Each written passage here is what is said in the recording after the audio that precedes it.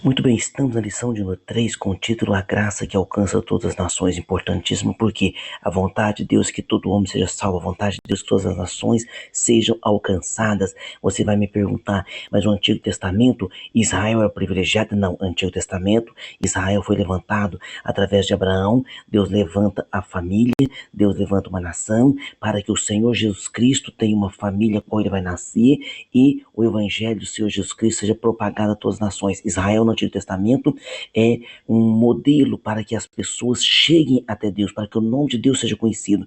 A igreja no Novo Testamento é esse modelo, por isso que Paulo diz que nós somos o Israel de Deus, porque pela graça sois salvos por meio da fé, e isso não vem de vós, é dom de Deus. Efésios 2:8. Então nós temos que tomar cuidado, por quê? Porque as igrejas evangélicas hoje estão judaizando a sua fé. Isso é muito perigoso, por quê? Porque isso foi o que aconteceu na época do apóstolo Paulo. Ele pregava, montava a igreja e os judaizantes iam lá e exigiam que eles guardassem a lei. Verdade prática é pela graça que somos alcançados, perdoados e reconciliados com Deus.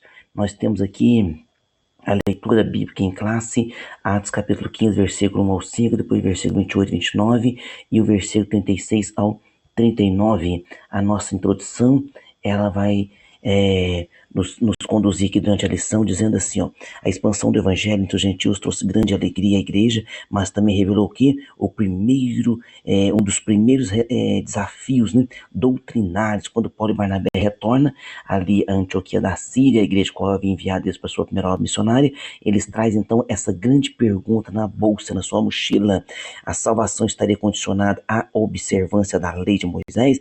É claro que Paulo e Barnabé sabiam muito bem essa resposta, mas era necessário que essa discussão fosse realizada num concílio, numa reunião ali em Jerusalém, que foi presidida por Tiago, o qual tem a sua carta ali nas epístolas, né? E ele se identifica como sendo o irmão do Senhor. Parte primeira, quando a igreja persevera a unidade, quando a graça preserva a unidade da igreja. Então a graça é ela que preserva a unidade da igreja. No item 1, o Concílio de Jerusalém, realizado entre o ano de 48 a 50, o concílio reuniu apóstolos, presbíteros e a igreja para tratar da controvérsia levantada pelos judaizantes. Uma controvérsia qual é? Que defendiam a circuncisão como requisito para a salvação. Não só a circuncisão, eles queriam que as pessoas se circuncidassem, guardassem o sábado, guardassem toda a lei. Contudo, tal exigência contrariava o ensino bíblico, pois a circuncisão nunca foi meio da justificação. Então, sob a liderança de Tiago e a direção do Espírito Santo, a igreja reconheceu que a salvação alcança todas as nações pela graça. Então, somente pela graça é que todas as nações podem ser alcançadas. No item 2, o relatório de Pedro. Então, Pedro, né, brilhantemente deixa ali o seu relatório, um relatório importantíssimo. Olha o que é a graça de Deus. Deus leva Pedro ali na casa de Cornélio para que ele pregasse, e ele deixa seu relato. Pedro relembra de sua experiência na casa de Cornélio, que era o centurião da corte romana, ou seja, ele não era nascido em Israel, ele não era israelita, mas era convertido ao judaísmo, e Pedro vai na casa dele pregar. Vocês conhecem bem essa história. Pedro leva testemunhas, e quando Pedro chega ali para pregar o evangelho, aquele homem se ajoelha diante de Pedro, Pedro repreende, e ele já reuniu ali a sua família, a sua casa, os seus vizinhos, e Pedro prega ali a palavra para eles, todos são batizados com o Espírito Santo, e Pedro fica maravilhado, e diz àqueles que estão ao seu lado: olha como que Deus é bom, Deus não faz acepção de pessoas, e até os gentios Jesus está batizando com o Espírito Santo. Olha que coisa maravilhosa, né? No item 3, um relatório de Paulo. Agora Paulo e Barnabé com seu relatório. Em seguida, Paulo e Barnabé relatam como Deus confirmou a missão gentílica por meio de sinais e prodígios, milagres como a cegueira do mágico, né? Cipriota, ali, que estava resistindo, né, ao evangelho, resistindo que Paulo pregasse ao líder daquele local. Então ele ficou cego por algum instante, por algum tempo, e aquilo foi um milagre tremendo ali. Paulo repreendendo aquele homem, e como o evangelho começou a crescer, a cura em Listra e o livramento de Paulo testemunham a aprovação divina. Além disso, destacam que os gentios foram salvos pela graça, sem a exigência da lei. Por que sem a exigência da lei? Porque eles nem conheciam a lei. Então, é interessante que seria muito mais fácil um judeu compreender que Jesus Cristo era o Messias do que um gentil, porque o gentil tinha vários deuses, o judeu só tem o Deus verdadeiro e já guardava o Messias. Então, olha como que os judeus perdem ponto nesse quesito, né? No item 4, o discurso de Tiago. Então, Tiago, o presidente, faz o discurso, o justo irmão do Senhor e líder, que é chamado Tiago Justo, e líder respeitado da igreja, preside o concílio com discernimento espiritual. Então ele com inteligência, né, discernimento espiritual, em Gálatas 2:9 diz assim, ó, e conhecendo Tiago, Cefas e João, que eram considerados como as colunas, então as colunas da igreja era Tiago, e interessante que esse Tiago aqui é o irmão de Jesus, por quê? Porque o Tiago, irmão do João, o discípulo amado, esse aí foi decapitado, né, ele foi o primeiro ali dos apóstolos a ser martirizado. Então, Paulo diz do encontro que teve com eles. Após ouvir os testemunhos, reconhece que Deus visitou os gentios para formar dentre eles um povo para o seu nome. Fundamenta sua resposta, sua proposta nas escrituras. Então, ele cita as escrituras, né? Então, ele cita as escrituras, o Espírito Santo dirige aquela reunião usando aqueles homens. Então, ele cita as escrituras dizendo que os gentios também seriam alcançados pela promessa. Então, mostrando, né, que a inclusão dos gentios já fazia parte do plano redentor de Deus. Assim afirma que a missão gentílica não contradiz a revelação, mas a cumpre. O conselho decide não impor a lei mosaica aos gentios, recomendando apenas a abstinência de práticas que comprometeriam a comunhão, por exemplo, a idolatria, vão ter que fugir da idolatria, imoralidade sexual, carne sufocada e o sangue. Então, carne sufocada e o sangue, o crente não deve, não pode. A idolatria é o maior pecado que existe, e a imoralidade sexual é aquilo que mais, né, ataca a carnalidade, a carne, através da pornografia, né? Então nós temos que tomar muito cuidado com esses quesitos que já foram recomendados ali no concílio. A decisão é comunicada por carta às igrejas gentílicas, enviada com Paulo e Barnabé, Judas e Silas. Todos eles são incumbidos de levar essa resolução, né? Reafirmando a direção do Espírito Santo, reafirmando que eles estão sendo dirigidos pelo Espírito Santo. A verdade pareceu bem ao Espírito Santo, é a nós. Olha que inteligência do Tiago, né? Não vos impor mais encargo algum, senão estas coisas necessárias, porque eles não conheciam a lei, não eram judeus, não eram israelitas, né? E trazendo consolo e unidade. Após isso, surge a divergência entre Paulo e Barnabé quanto a João Marcos, resultando na separação dos dois líderes. Ainda assim, a obra missionária prossegue e Marcos é posteriormente restaurado. Olha que interessante. Houve ali um certo contratempo, né? Então Paulo segue para um caminho, Barnabé por outro, depois eles voltam novamente a seguir juntos. Então a obra do Senhor às vezes tem esse contratempo entre pessoas, mas o Espírito Santo, ele faz com que a unidade permaneça. Então nós temos que tomar muito cuidado com isso, principalmente obreiros. Tem obreiros que às vezes bate cabeça um com o outro e todos dois querem o bem da obra, mas tem ponto de vista diferente. Então é necessário reconciliação, sim, é necessário pedir perdão, sim, é necessário dar a volta por cima, sim, porque quem ganha é o reino. Parte 2: um presente de salvação para todos. O que é a graça de Deus? No item 1, né? A palavra graça, charis, significa carisma, né? O carisma significa favor, bondade e dom imerecido. No Novo Testamento, a graça descreve a iniciativa soberana de Deus em salvar o ser humano, não por obras ou méritos, mas por amor e misericórdia. Então, Efésios deixa muito claro, né? O apóstolo Paulo, porque pela graça sois salvos por meio da fé, isso não vem de vós, é dom de Deus. O item 9 resume tudo. Não vem das obras, por quê? Para que o homem não se glorie. Toda a glória é ao nosso Deus Todo-Poderoso diante do drama universal do pecado que separou toda a humanidade de Deus. A graça se apresenta como o único meio de reconciliação. A lei revela o pecado, a lei diz que você está em pecado, a lei é como um espelho, o espelho mostra que o seu rosto está sujo, mas quem pode lavá-lo somente a água. A lei diz que nós estamos em pecado, mas quem pode lavá-lo somente a água viva, que é o Senhor Jesus Cristo. Então é somente pela graça. E o apóstolo Paulo deixa claro, que diz assim, né, veio porém a lei para que a ofensa abundasse, ou seja, para que o pecado aparecesse. Mas onde o pecado abundou, superabundou a graça. Aleluia.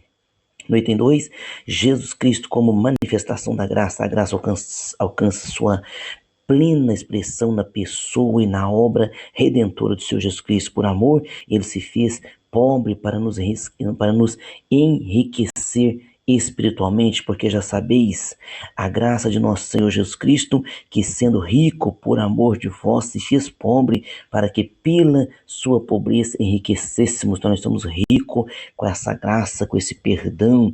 Em Cristo a graça não apenas perdoa, mas justifica e transforma, conduzindo o crente a uma vida santa e piedosa. Sua morte substitutiva, né? E sua ressurreição garante redenção, perdão e nova vida àqueles que creem.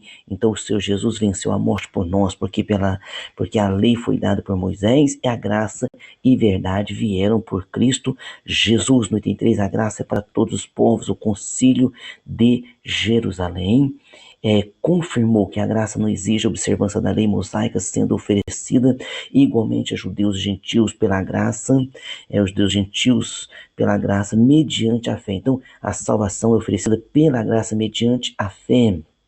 Em Cristo não há barreiras étnicas, culturais ou religiosas. Todo aquele que invocar o nome do Senhor será salvo, porque todo aquele que invocar o nome do Senhor será salvo. Romanos 10:13. Essa graça universal deve ser recebida pela fé em Cristo Jesus e permanecer, né? E permanecer. Então, é desta forma que o Senhor Jesus Cristo nos quer, fazendo a sua obra, levando a sua palavra com muita ousadia, com muita fé em nosso coração, para que as almas sejam alcançadas, para que as almas sejam salvas. Diante dessa graça tão ampla e suficiente, somos chamados não apenas a recebê-la, mas a viver sob o seu governo. A graça que salva também ensina, corrige e fortalece. Quem foi alcançado por ela responde com gratidão, fé, perseverança e uma vida que glorifica a Deus e obediência e amor, né? Porque o evangelho verdadeiro é transformação de vida. Não há o evangelho verdadeiro numa pessoa se a vida dela não tiver mudada ou em mudança, né? Mudança constante, sempre para o melhor. Parte 3, crescendo na graça. E como nos aproximar do trono da graça? Hebreus 4:16, né? Como nós vamos chegar, né? Cheguemos, pois, com confiança ao trono da graça, para que possamos alcançar misericórdia e achar graça, a fim de sermos ajudados em tempo oportuno. Chegamos, pois, com confiança, com fé. Crescer na graça e no conhecimento de Cristo pressupõe amadurecimento espiritual contínuo. Assim, o acesso ao trono da graça ocorre com confiança, não fundamentada em méritos humanos, mas na obra redentora de Cristo, que removeu a barreira do pecado. Além disso, aproximarmos com fé viva e reverência, pois precisamos chegar aqui com essa fé viva e reverência, pois sem fé, Hebreus 11:6, sem fé é impossível agradar a Deus, porque é necessário que aquele que se aproxima dele creia que ele existe. Do mesmo modo, essa aproximação exige humildade e coração quebrantado, que o Senhor jamais despreza. O coração contrito, Deus jamais despreza. Por isso o trono é chamado de trono da graça. Olha que maravilha, né? O trono é o quê? É o trono da graça. Onde Deus está sentado? No trono da graça. Dele procede misericórdia, perdão, socorro e poder espiritual. Esse rio que corre, né? Esse rio que vem do trono, que corre debaixo do trono. Esse rio é o rio da graça. Essa água é água viva. Parte do item 2 aqui, da última parte, quando devemos nos achegar ao trono da graça? Quando? As Escrituras. Então, nós temos que ter essa sensibilidade, esse cuidado, né? As Escrituras orientam que busquemos a graça em tempo oportuno. Tempo oportuno. Você sabe o dia de amanhã? Não. Então, qual é o tempo oportuno? Agora, hoje, nesse exato momento. Isso significa que o auxílio divino está sempre disponível no momento exato da necessidade. Quando, com efeito, Deus é socorro bem presente na angústia e jamais se atrasa. Deus não atrasa. jamais se atrasará. O apóstolo Pedro diz que muitos estão dizendo que está tardando a sua vinda, mas por quê? Porque não conhece Deus. E o apóstolo Pedro então explica: 1000 anos passaram como um dia, e ele não retarda a sua promessa. Isso é claro na carta de Pedro, tá certo? Então esse trono da graça, o trono da graça não é inacessível, nem reservado a poucos, mas permanece aberto a todos os crentes que podem se chegar com confiança, hoje e sempre, pela fé em Jesus Cristo. Qual é a sua necessidade? Entre ao trono da graça, ouça a voz do Senhor, espere que Ele te dará uma resposta, Ele conduzirá a sua vida, não se precipite. No item 3, o que recebemos ao nos achegarmos ao trono da graça, ao nos aproximarmos de Deus, recebemos misericórdia, perdão, fortalecimento espiritual e capacitação para viver segundo a sua vontade. Assim, toda a vida cristã depende dessa graça, desde a salvação até o crescimento contínuo em Cristo. Além disso, Deus comunica sua graça por meios espirituais ordenados: a palavra, a pregação do Evangelho, a oração, o jejum, a adoração, a plenitude do Espírito Santo e a comunhão à mesa do Senhor. Tudo isso está à disposição para nós. A palavra de Cristo habita em vós abundantemente, em toda a sabedoria, ensinando-vos e admoestando-vos uns aos outros, com salmos, hinos e cânticos espirituais, cantando ao Senhor com graça em vosso coração. O conselho da parte de Deus é maravilhoso. O conselho da parte de Deus nos remete a renovação espiritual, a um entusiasmo, a uma fé contínua, para que nós não venhamos parar jamais. Resumindo, o Conselho de Jerusalém reafirmou que a salvação é exclusivamente pela graça, abrindo caminho para a expansão universal do Evangelho. Desse modo, esse marco histórico ensina que a igreja deve enfrentar desafios doutrinários com fidelidade bíblica, humildade pastoral e plena dependência do Espírito Santo, cumprindo sua missão entre todas as nações. Olha a ordem de Jesus Cristo: portanto, ide, ensinai todas as nações, batizando-as em nome do Pai, do Filho e do Espírito Santo, ensinando-as a guardar todas as coisas que vos tenho mandado, e eis que estou convosco todos os dias, até a consumação dos séculos. Essa promessa de Cristo, creia nela. Amém? Vamos para nossas perguntas. Número 1. Qual foi a principal controvérsia doutrinária tratada no Concílio de Jerusalém? Qual foi a defesa, da circuncisão como requisito para a salvação? Foi visto que estava errado, sob a liderança de Tiago, que é o próprio irmão do Senhor Jesus Cristo, e sob a direção do Espírito Santo, reconheceu que a salvação, ela alcança todas as nações pela graça.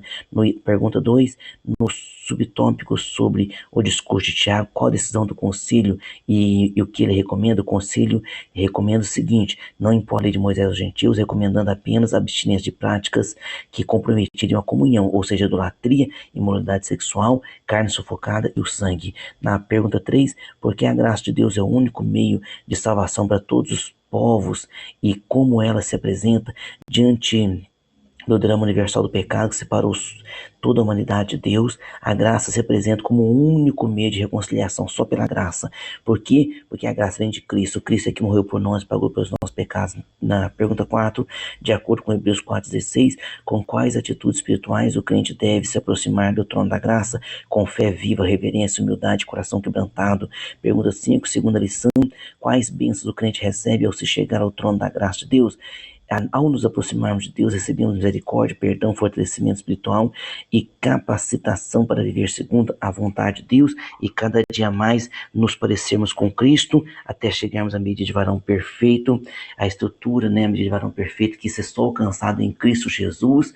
Então permaneça sempre fiel e firme, que Cristo continuará nos conduzindo através do Espírito Santo. Amém?